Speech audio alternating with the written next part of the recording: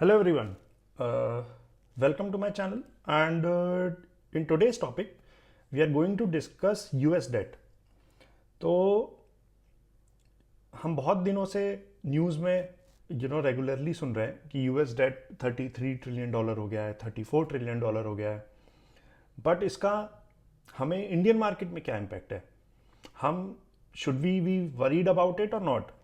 तो हम आज समझेंगे कि ये डेट है क्या, कैसे एक्यूमुलेट हो रहा है, क्यों बढ़ रहा है, क्या यूएस गवर्नमेंट कर रही है कि जिससे डेट एवर इंक्रीजिंग बढ़ता ही जा रहा है, और फाइनली इससे हमारे ऊपर पर्सनल इम्पैक्ट क्या आएगा और हम अपने पर्सनल फाइनेंसेस को कैसे मैनेज करें।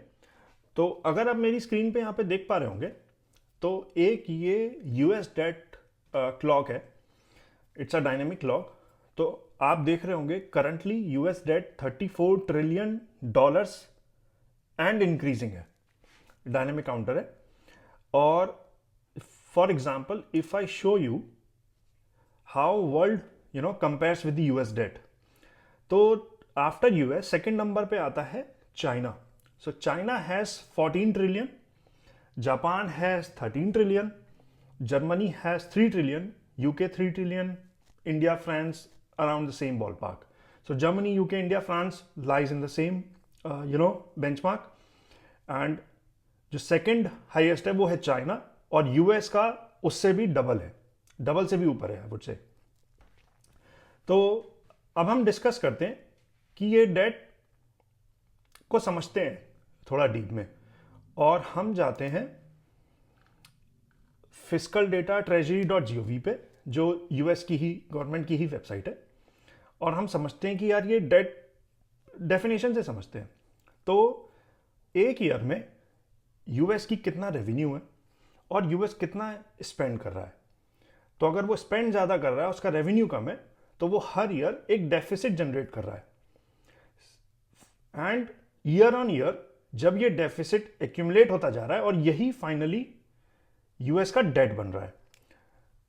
तो हम देखेंगे कि लास्ट 100 ईयर्स में यूएस का डेट जो है 1923 में was only $403 billion, but in 2023 ये 403 बिलियन से पहुंच गया $33 ट्रिलियन।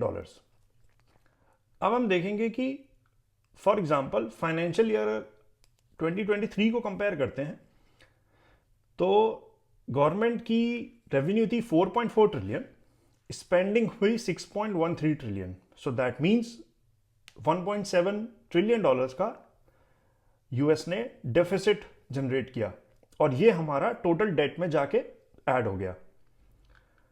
तो अगर आप देखेंगे ये चार्ट जो है federal deficit trends over time, तो ये 2001 से 2023 तक का है।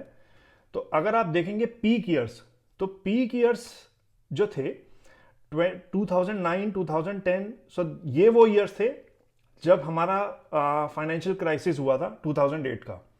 तो उसके बाद से वो 3 से 4 साल थे जब यूएस ने बहुत सारा डेट एक्यूमुलेट किया, और सेकंड जो हाईएस्ट अभी तक डेट उससे डेफिसिट जनरेट किया यूएस ने 2020 में कोरोना के टाइम पे, एंड उसके बाद 2021 में 2.7 ट्रिलियन, और यही सब ऐड होके अब हो गया है 34 ट्रिलियन।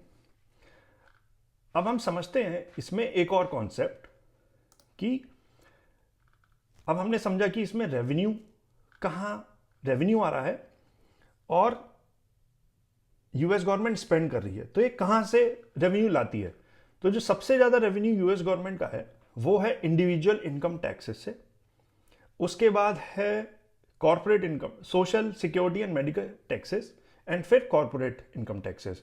तो 47% तो इंडिविजुअल इनकम से ही आ रहा है। तो आई थिंक ये उनका मेजर चंक है। अब सिमिलरली हम देखते हैं कि वो रेवेन्यू यहां से ला रहे हैं, लेकिन स्पेंड कहां कर रहे हैं। तो अगर आप देखेंगे ये चार्ट, तो यूएस का सबसे ज्यादा जो स्पेंड है वो सोशल सिक्योरिटी में है, सेकेंड नंबर पे नेशनल डिफेंस में, फिर हेल्थ पे, फिर इंटरेस्ट पेमेंट जो वो कर रहे हैं, मेडिकल केयर जो वो दे रहे हैं, income security, veteran benefits and all.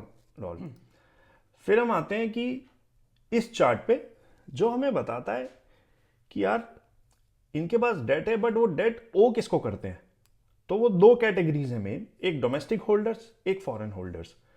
Domestic holders का मतलब है कि वो अपने फेडरल बैंक को सबसे ज्यादा डेट ओ करते हैं। तो फेडरल बैंक क्या करता है, मनी प्रिंट कर रहा है, बॉन्ड इशू कर रहा है और वो गवर्नमेंट को दे रहा है, और गवर्नमेंट उससे डेट ले रही है। सिमिलरली जो फॉरेन होल्डर्स हैं, फॉर एग्जांपल जो अदर कंट्रीज हैं like China, Japan, UK, 3 biggest foreign holders में आते हैं, जिन्होंने यूएस का डेट होल्ड कर रखा है। ठीक है, तो ये थे हमारे मेजर डेट होल्डर्स। अब आता है कि यार इतना डेट ले रहे हैं और इंटरेस्ट रेट इतना हाई है, तो हमारा स्पेंड का बहुत बड़ा चंक सिर्फ इंटरेस्ट पेमेंट में ही निकल जा रहा है। तो अगर आप इस चार्ट को देखेंगे तो 2013 से 2023 तक ऑलमोस्ट इंटरेस्ट पेमेंट जो है यूएस के डेट पे ट्रिपल हो चुका है। तो इसके कॉन्सिक्वेंसेस क्या हैं? तो ओवरऑल कॉन्सिक्वेंसेस जो है 4 कैटेगरीज में है कि यार ये ओवरऑल डिक्रीज कर देगा हमारी सेविंग्स कैपेसिटी को और इनकम को। हायर इंटरेस्ट कॉस्ट बढ़ती ही जाएगी क्योंकि इन्फ्लेशन बढ़ेगी। इन्फ्लेशन को कंटेन करने के लिए हमें गवर्नमेंट को इंटरेस्ट रेट बढ़ाने पड़ेंगे, और it will eventually lead to higher payment on this debt. Risk of new crisis. अब न्यू क्राइसिस में फॉर एग्जांपल जब इंटरेस्ट रेट ज़्यादा हैं और इन्फ्लेशन भी बढ़ रही है तो मार्केट्स बहुत वॉलेटाइल हो जाएंगे और it could lead to any economic crisis. और हमारे सारे जो मार्केट्स हैं around the world are very much correlated and interconnected.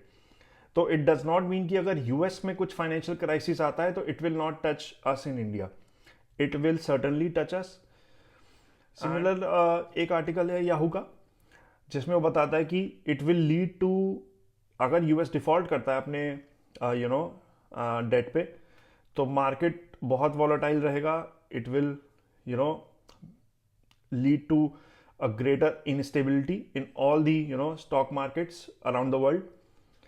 Credit rating downgrade होगी यूएस की, विच विल मीन्स कि यूएस को पैसे बोरो करने के लिए और इंटरेस्ट देना पड़ेगा और ये इवेंचुअली इंडिविजुअल्स पे ट्रिकल डाउन होगा।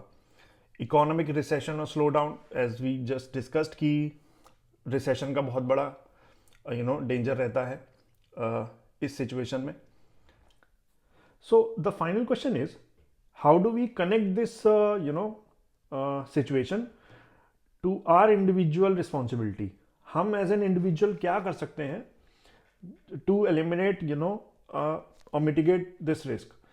तो first thing that I can think is how we should always have a set of liquid money set aside for any emergencies.